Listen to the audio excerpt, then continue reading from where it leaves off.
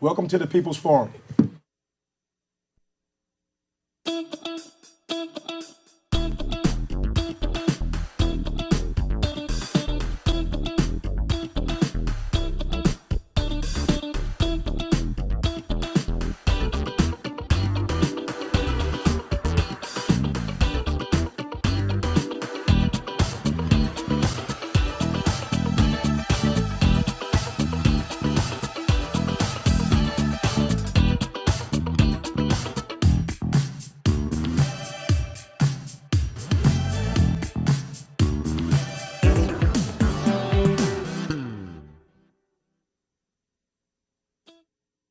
We are demanding recoupment. Recoupment of our birthright with compound interest over the years of oppression and exploitation. We're demanding recoupment of earnings that were never paid.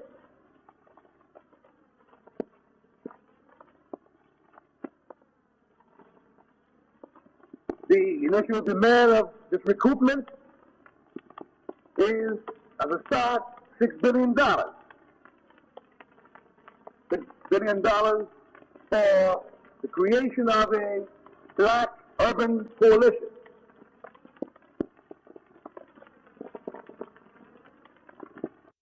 We must take back the streets.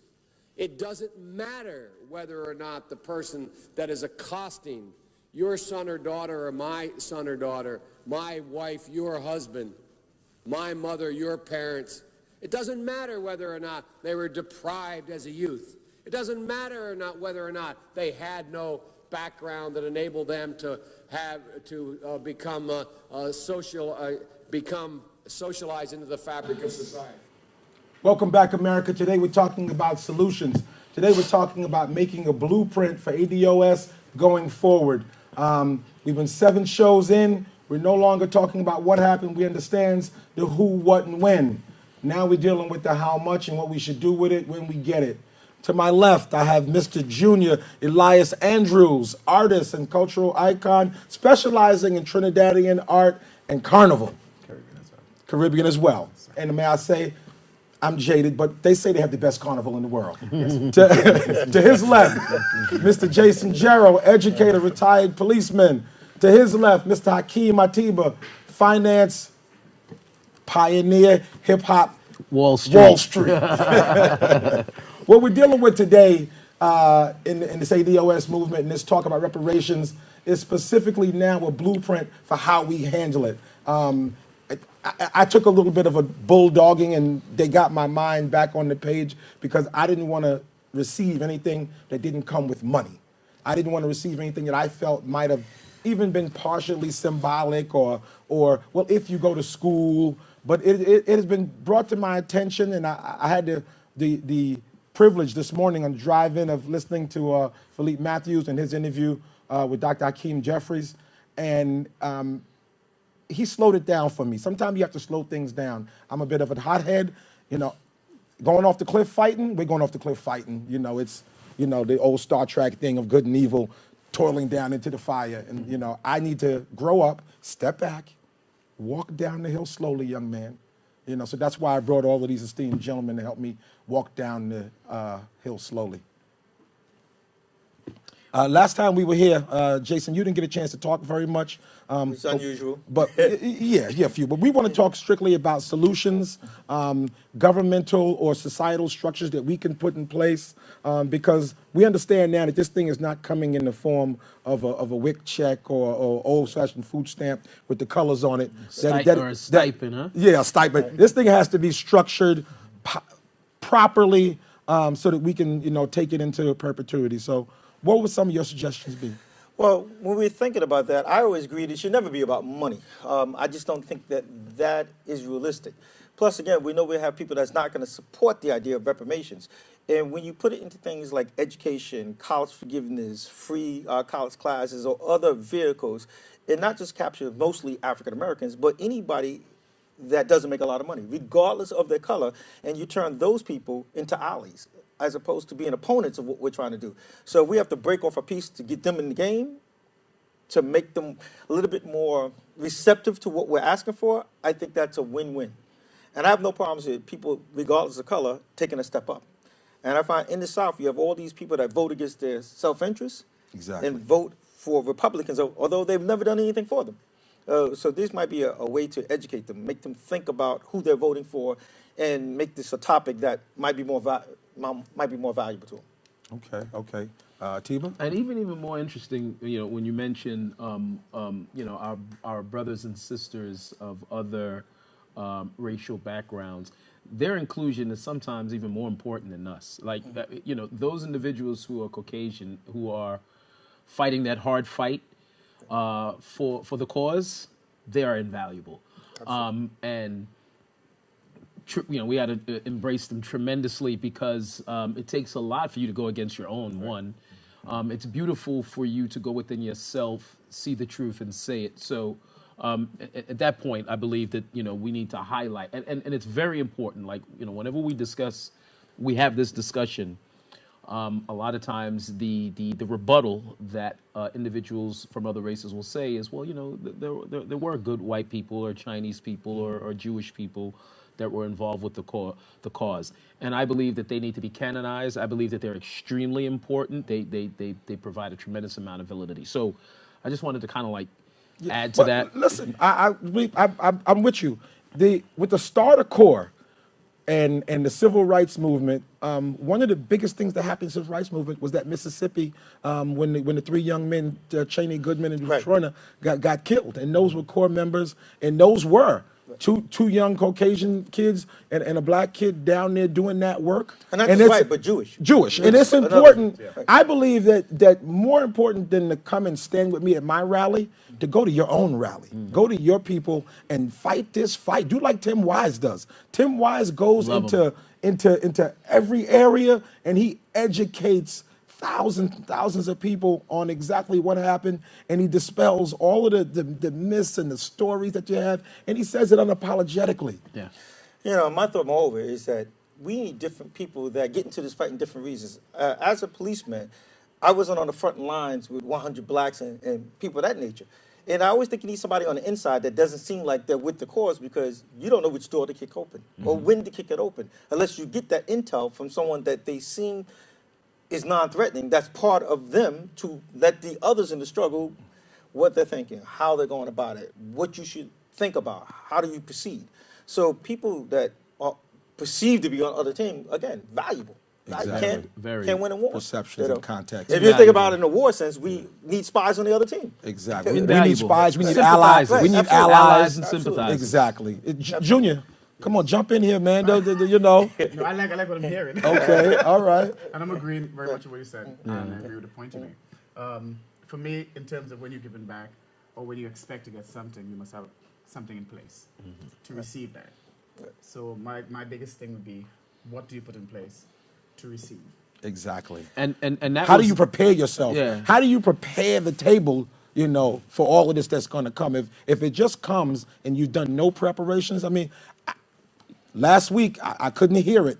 This week I'm willing to give 5 years for preparation so that we have things in place, specifically, so that this can never, ever be taken away, i.e. the Freedmen's Bureau and that whole scam that was pulled there, this land grab that's going on in South Carolina, Georgia, and all of down the coast, and definitely in Detroit, and definitely in the islands, where the most picturesque and the most valuable land is now being eaten away, and people are taking it back with tax scams and all kinds of things.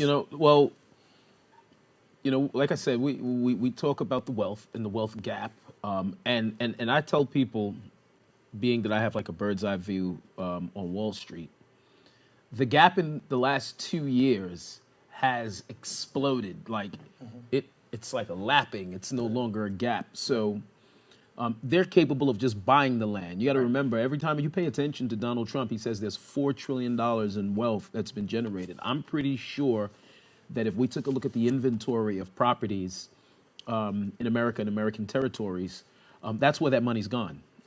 All properties all over the place. I mean, this concept of gentrification, it's for real. It's almost like a signal to, hey, we're gonna make this environment nice, handle your business, buy as much property as possible, because that's what we're doing, and that's what clearly is happening. I would go so far as to say that's the playbook Yeah. of the next 10, 15 years, give and take. Because when you look at what has happened in the Caribbean, where the wealthy Americans are coming down and buying up land, Buying up everything. coastal land especially. Barbados had a huge problem with that some years ago. I know Tom Adams was one of the persons who were fighting against that. But when it came to Tobago as well, our former Prime Minister and President Anna Robinson had to step in. So what happens is that, do you educate the people to understand what they have, or do you educate them to go beyond the boundaries of saying, this is what I have, and don't know to use it? Let me ask you a question. Is it a matter of education if you're land rich and cash poor? And that's normally a lot of our issues. We may have inherited land. We may have land that requires, a land tax, So it gets to a point where the liquidity is not there. And that's what it is, especially when you're talking about in the Caribbean. We're familiar with the Virgin Islands. I'm seeing it on St. Croix, brings a tear to my eye. But the reality is, you need money from the outside to come in. They're not generating But the necessary there's money. an element, at least in St. Croix. And that's what's happening. And St. Croix, St. Thomas, St. John, and Puerto Rico, it's a little different. U.S. locks these islands in, and they put these tariffs, is what they are, on the islands to make them purchase everything. Everything. From here. So Nothing then is manufactured in the Caribbean. So yeah, it has to be shipped in. But there's a tax. We can't go to All sorts of Mexico. taxes. We can't go to the Philippines. We can't go to the cheapest places around the globe and get those things. We have to get them here. And that doesn't make any sense. So what happens is that economically now that $100 a week that you made is really $25. It's expensive. It's expensive. I've gone And home and been like, my goodness, I feel like I'm in New York. Not Spending money like I'm in New York. I think about that. And then now when you have taxes that are due, your taxes aren't based on that. So if I was paying $400 a year just struggling to do that, and now, they build all kind of things up, and now my taxes are $800 a year. It cripples me. And that tax fear and the loss of that property via taxes is crippling to families. Crippling. Especially in the Caribbean, and that's what's going on. But so when we talk about reparations, we are. If there was a race, we're in fourth place, fifth place, But like I said, I do believe it was manufactured that way. It was created that way. Granted, we've made tremendous leaps and bounds, but we still have room to grow. This system of reparations, like I said, I've always looked at it as it's going to be like wind against our wings. Once we've established something, I believe it'll be a benefit. And when we talk about reparations, and I'm glad to hear this conversation, we also got to think about how we do it. It's kind of like in a fraternity, we used to give all these college scholarships, but we found that we could not find enough students to receive the scholarships. And if we did, we were helping those that were going to get to college one way or the other, but the other people who academically was lacking, we were not in a position to help them. So even when we talk about what form of reclamation we're going to do, how do we help the ones among us that are the most neediest, as opposed to ones that are pretty much going to be okay? The work is being done. The ideas are out there. Let me put the periodic table up on the screen and let you get a peek at that, because, and I have to speak to this. I find that the vision that it took to say, hey, this is where we start. We're naming this thing. Each and every, like your kids learn a periodic table of elements and how they're in the human body and how they're found all over. These are the things that we need in terms of urban and city planning. Right. If we're going to get this kind of wealth, everything on that table is what we need. We need everything on the monopoly board, and we have to be able to invest in that. We're getting ready to go to break, but when we come back, we're really going to tear into this, and we're going to break down communication, transportation, education, hospitals, and everything else. But we really need to deal with the plan and how to go forward. No more emotions, only the plan. Solutions. Solutions, America.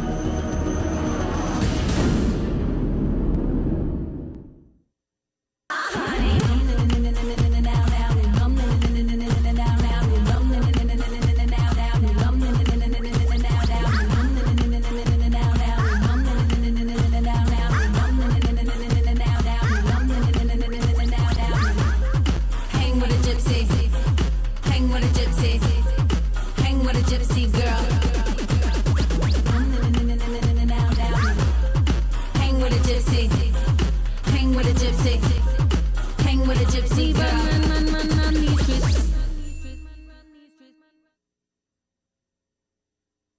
I see you mobbing over her. Let's go. Let's mob. Let's crawl. Let's crawl. Let's crawl. Hey, yo, we mobbing. Come on, girl. Let's crawl. Hey, yo, let's crawl. Hey, yo, let's crawl. Hey, let's crawl. Hey, yo, let's crawl. Okay, when we left, we were talking about the blueprint. Puts me in mind of hip hop.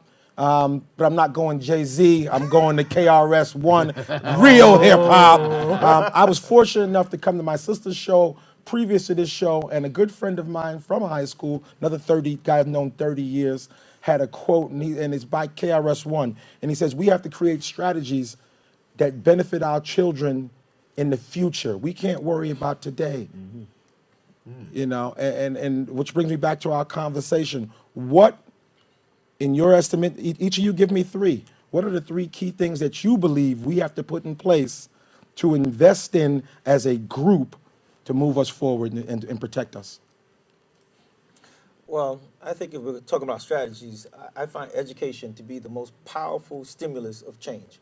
That's how we all got where we were. We were lucky enough that we got our behinds to college, and someone made us do the work and acquired the knowledge to open so many doors. So if we're talking about one of the aims of Reclamation, it's got to be some type of free college education, loan forgiveness, free kindergarten, where we get off to a much better start, putting some of this money back into sports that makes the school day kind of acceptable. When you say education, do you mean forming our own schools or going Not back to the necessarily. same failing schools?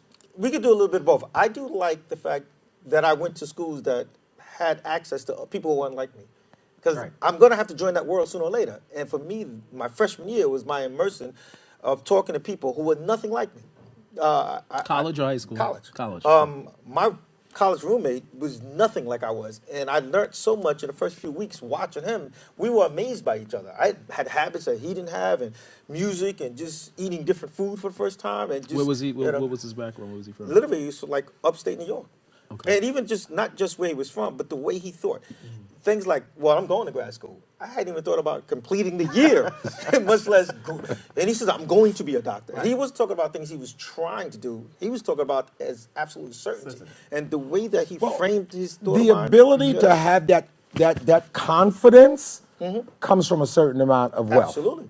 If you didn't have enough money for your parent or mother, generally with us, mother, to come to the school with you, I got sent to school with a duffel bag and a 13-inch television. And like you, my first roommate was culturally different. He was from upstate. And I remember coming home one holiday and he had it had to be 10 by 20 Confederate flag on the wall. Oh, no, that's not going to happen. No, I'm just saying, Yeah, but yeah, yeah. but That's- when we that's- go that's- to that's- some of these institutions, that's- you know, the predominantly white institutions, that's what we're immersed in. When we're sitting in a lecture hall and there's 150 students, and you have to look way across the room to see how find it works. somebody who looks like you, and they're afraid to look at you because they don't want to be associated with failure. Right. Right. Problem.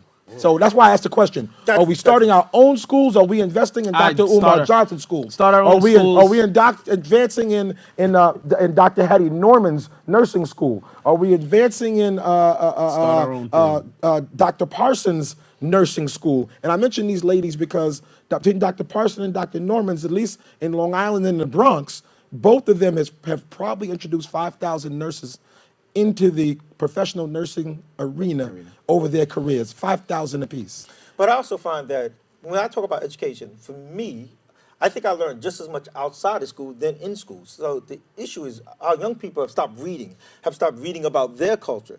So how do we get that back in? You know, if we start talking about our culture, where we came and who we are, it might not matter as much where we go to school. We are all, to some degree, self-taught. And we continue to be self-taught. Let Jimmy jump I in want to there. jump in where you just I think culture is like one of the bedstones of growth. Absolutely.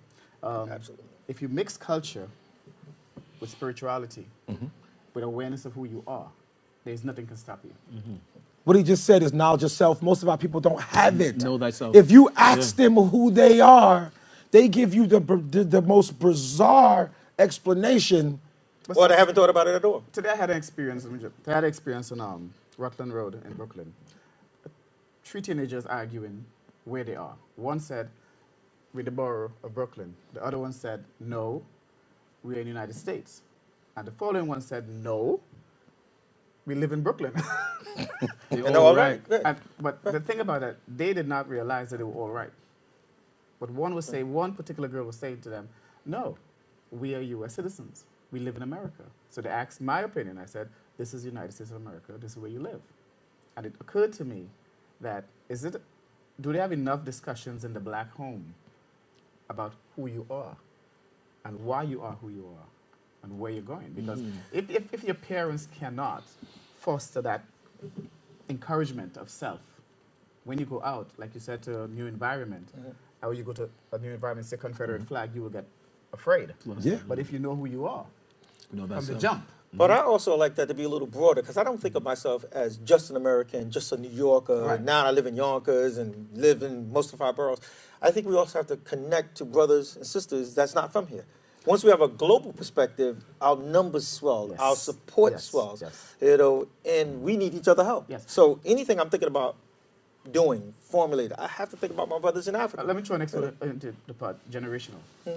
Absolutely. Because when you look at London, Paris, Trinidad, Brooklyn, and you look at what is called ghettos, majority of the people there are so-called minority, which I don't like that word, but they're either less fortunate, not well educated. Right. But if you give them that opportunity, they can shine. Oh, of course. They will. Of course. They will, and I mean, and it shows time and time again. I mean, we see cases of individuals who, bringing solar light to their village. I mean, yes. See, the question is not our ability.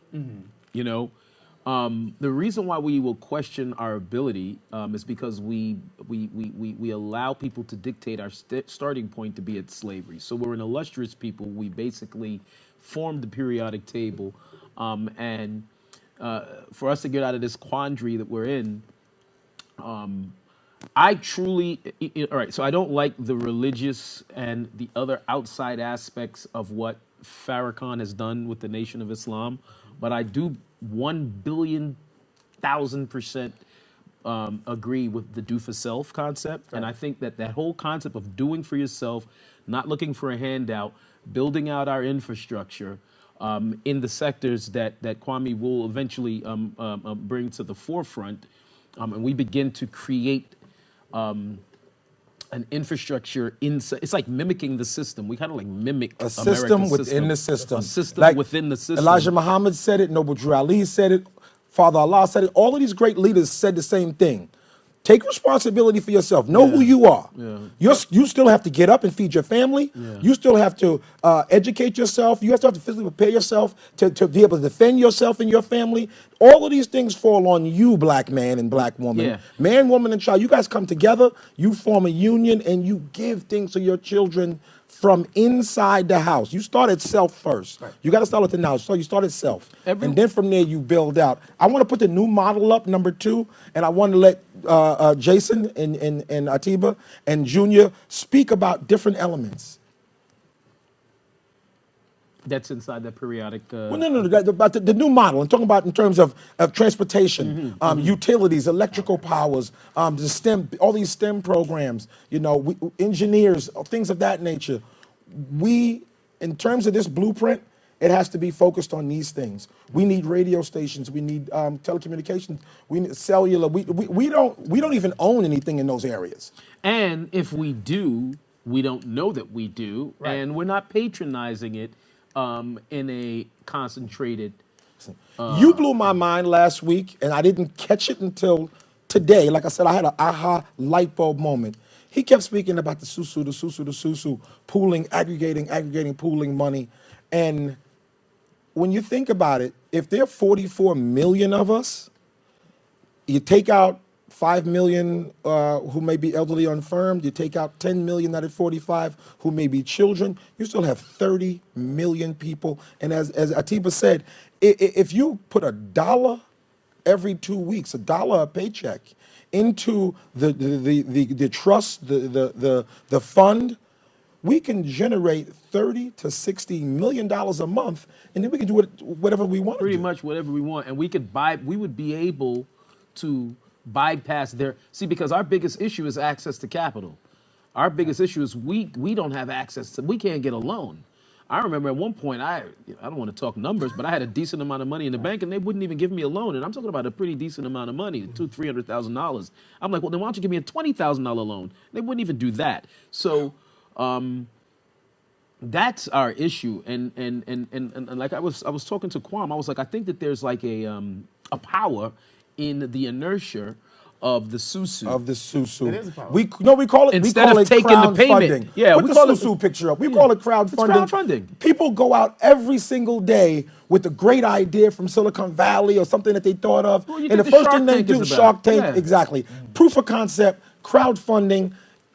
Once you get the money, the idea is already there. That's You it. run with it. We have the market. We have the loyal customer. The problem is, and the thing about it, it's not like it hasn't been attempted. Look at BET. You think that Bob Johnson sold it because he wanted to? No.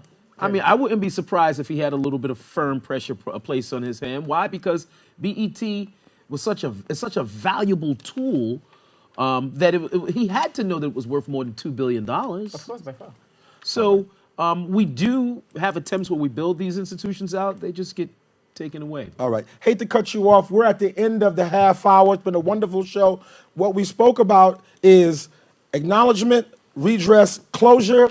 We have to be responsible for ourselves. My good friend Sean Rochester has a saying. It's called PhD. We have to purchase, we have to hire, we have to put our money on deposit because we're responsible for being the stewards of our own destiny. We have to take ownership, and we have to have legacy and leave it to our children. Good night.